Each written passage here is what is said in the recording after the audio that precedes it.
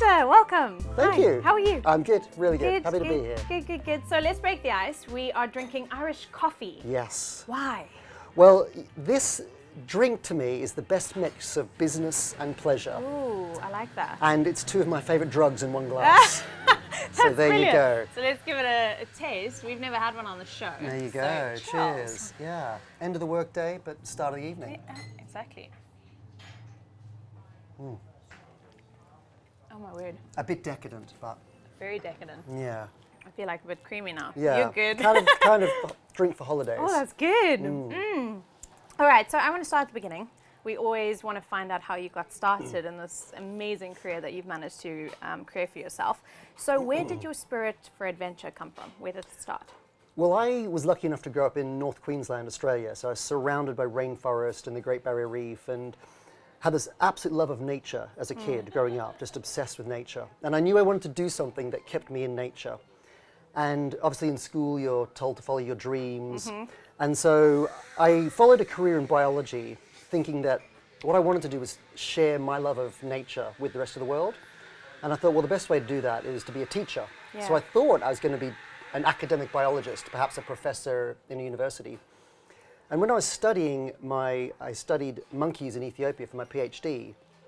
While I was doing that academic field study, a film crew landed at my field site and made a little film about me and my monkey project. And then the next year, National Geographic came and did a feature magazine article about me and my monkeys, Discovery Channel, you name it. So by the time I got to the end of studying those monkeys, I had a foot in the door with all these different media channels. And every time a film crew came to my field site, I had more fun working with them than I did in just the academics, the studies. I also realized, I had this real epiphany that if I wanted to reach more people and share my love of nature with more than just a classroom, the most powerful way to do that was television. And so that was the slow turning point for me. I went from biology studies and drifted into a career in television because I thought, well, that is the most powerful way that I can share my love of nature. But it's not just something you go into, right? You have to develop an eye for wildlife cinematography. So how did you do that? Because you're so good. You are so brilliant. Oh, thank you. Well, it's a team effort. Yeah. I always loved photography, so I always had a bit of an eye for photography. But I enjoyed using a different part of my brain in shaping stories for films and documentaries. I found it more creative than the science I had been doing. And one of the wonderful things about wildlife filmmaking as a career is that there isn't one single way in.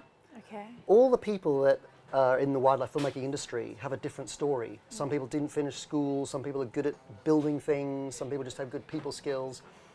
But they've all just had this passion that they want to get there. And so the nice thing is it's more about persistence and dedication to getting into wildlife filmmaking. So it took me quite a few years to fully establish myself, but you're always networking, you're always looking for opportunities, and today I find myself, working on things like Planet Earth. Yeah.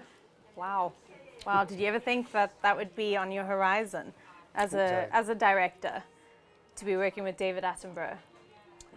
I think as a young biologist, for a lot of us, David Attenborough is a hero to many people. We often say that David's one of the reasons that we got into the job in the first place.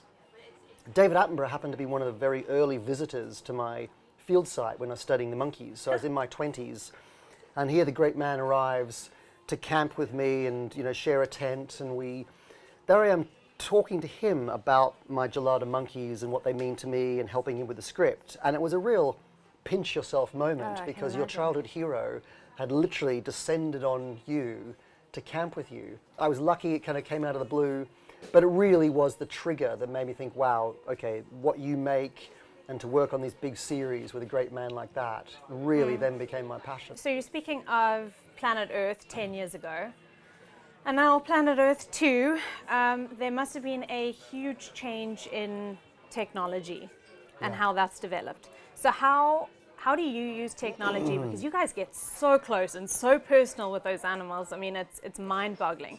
How do you use technology to capture a slice of nature in its purest form? Yeah, well, technology's always helping us get better imagery from nature. And we're always trying to find the latest technology and gadgets that might help us get images that we've never filmed before. But I'd say the biggest advance in technology has been smaller, more remote cameras. Okay. These days we can put tiny little lipstick cameras into, say, the nest of a wild eagle and not disturb them.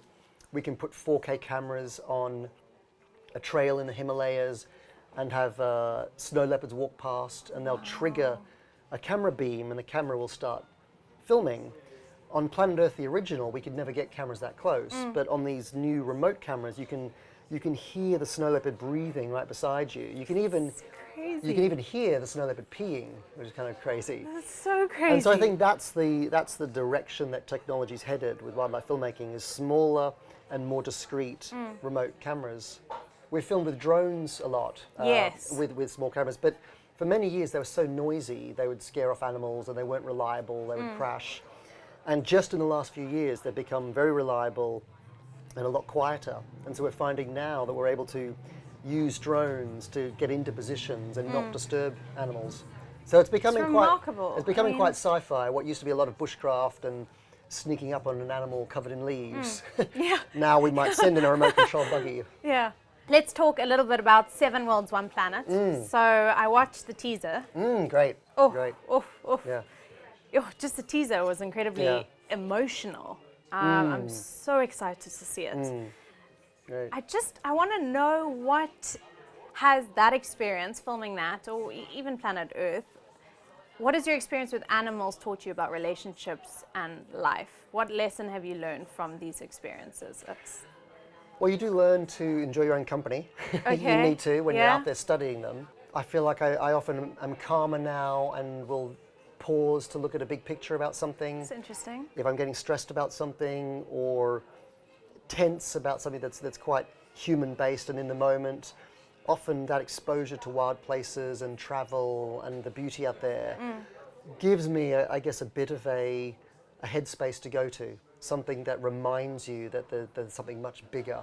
When you're out there in beautiful mountains or watching a tiger or something, it is actually harder to get stressed about something small in the office or on the home front. So I think it probably does. I think a lot of people turn to nature for relaxation, for calmness, Therapy even. and I think that's probably it, is that it gives you, nature gives us a bit of that fresh air to take us away from what could be very day-to-day struggles.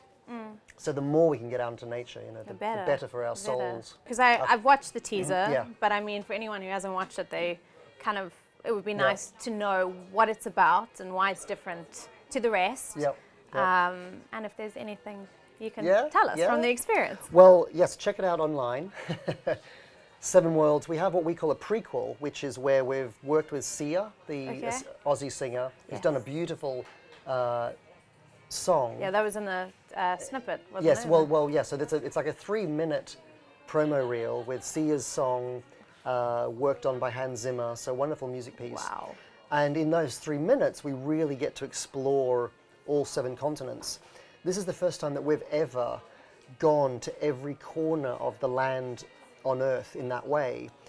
And what's neat about looking at 7 continents as 7 different worlds is we can look at what has made the animals of that continent unique.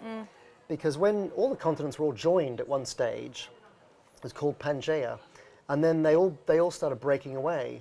And that has actually led to the diversity of life that we see on Earth. Because if all the continents were still joined, a lot of the animals would evolve into one type of this or that. But with the separation of the continents, we have some very weird and wacky versions of animals on each one. So we've been able to capture, I think, a spirit of each continent, and what are the unique animals that tell us something about living on that continent? What are the unique geological features of that continent that have really shaped the way animals look there and behave there? So it's very rewarding for us as filmmakers, because we often focus on behavior. Animals doing things is often our currency. Animals trying to bring up young, or animals trying to hunt. But what Seven Worlds has allowed us to do is to step back and take a bigger picture look at, okay, but what is it about a bear in North America that makes it have to live in that certain way? What is it about the panda in Asia that has made it the way it is. So it's a very, there's a lot to learn in it, and it feels, to me, very big. It's not just about one animal story, it's about putting it in the context of each of these 7 continents. And let's face it, every one of us, every viewer around the world lives on a continent. So we'll be able to relate. Exactly. So, you know, you might be really surprised by the wildlife stories that we've found in Europe, for instance. What do you hope viewers take away from 7 Worlds, One Planet? Well, I hope that people see a conservation message in each of the episodes. I think what we want to do is stir people's wonder, stir people's awe and respect for those wild places, and hopefully care a little bit more about it. We haven't shied away from conservation stories. In fact, on every single one of the 7 continents, we are talking very much about the here and the now, about issues that are affecting animals. Awesome. It doesn't bring the episode down, but there is a message there. And so we're trying to tread that balance where we're doing just enough to wake people up and make them care, but not paralyze them with despair. So yeah, I hope there'll be some deep messages in there. I hope people will fall in love with nature. Those of us who love nature might love it that bit more. There might be some new converts. Awesome. But yeah, it's about connecting people, you know, to the natural world first and foremost. Amazing. How difficult is it to let nature take its course? Now that you've seen, you know, you watch a lion prey on a giraffe, and how easy is it for you to just let that be and not get emotionally involved? Yeah. Yeah. In our job, we're obviously seeing a lot of upsetting things in nature. We see a lot of animals die, a lot of animals killed, and it's very emotional. It doesn't matter how many years I do it, that still is a very upsetting thing to see anything die. Partly, if it's at the hands of another animal, you're thinking there's a predator there that's got young to feed, that is probably pretty desperate itself. Predators don't really have the easiest run of it. So I can take a step back and as a biologist think, well, it's a natural ecosystem, this is what's supposed to happen. Seeing an animal die because of, say, it's stuck in a mud hole, or penguins stuck on ice was a story that came up recently. I generally don't interfere because as a biologist I think there's a thing called natural selection, and that probably would happen. If there's any hint of a man-made influence, like that mud hole happens, that the baby elephant's drowning in happens to actually be a well, or those penguins are stuck because a boat cracked the ice, or if there's any hint of human influence, then I wouldn't hesitate at getting in and trying to do something. Okay. But as a biologist, I've got a slight line for me that if it's natural, you've got to let it take its course. Yeah. But every individual's different. At the BBC, we don't have a policy, so every individual filmmaker might be in a situation where they, case by case. Yeah. If you could live for a year as one animal, what would you be? A year? Yes, I've changed it. It was a day. That's cool. But now a year, because, you know, you've got to be able to survive, and there's, how do you find your food? Yeah, and, you know, it's a little more... Well, okay, if it's a year, you caught me off guard there, Yeah. but maybe something like an eagle. Okay. Maybe something that had just absolutely free rein to just soar and fly fast, powerfully, just having that amazing experience over mountains, through canyons, and not be afraid of anything. I mean, I could be a pigeon, but then I might be afraid of the eagle. But an eagle has nothing to fear and can basically roam wherever it wants. And if it was for a day, what was your answer? Maybe a dragonfly. Ooh, a dragonfly. Well, I kind of like the idea of flight. I think that would be lovely and romantic. I can see that. And they get to have sex on the wing. So that's brilliant. You get to join the Mile High Club and you don't have to use an aeroplane. There you go. So it's a dragonfly. We all want to be dragonflies. Yeah. If you could break the ice, meaning have a drink with anyone, past or present, who would it be and why?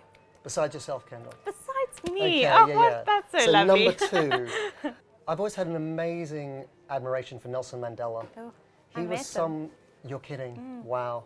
You're very lucky. Yeah, no, I am. Gosh. Anyway, carry on, sorry. But what an amazing man to have gone through the suffering that he went through, the decades of imprisonment, and to still carry that hope for an entire population, and then to come out of that incredible suffering with such grace and such nobility and such a message still of peace is just staggering. I mean, how many humans could go through that and still carry that grace that he had? And I think He's so unique on this planet. I mean, I wish we had more of them, more of him. Thank you so much for being here today. I feel like I've learned so much. What an honor. Great. Well, thank an you. honor. Yeah, lovely talking to you. Yeah. Funny because we make these things over, 3 or 4 years, and of Yeah. course I'm either deep in the bush or locked in an edit room, and so we don't actually get to talk about them much. I know. So it's nice to kind of come in. Yeah. So I'm glad we could actually 'Cause I'm finally this. back. Yeah. So thank you for making the time. Yeah.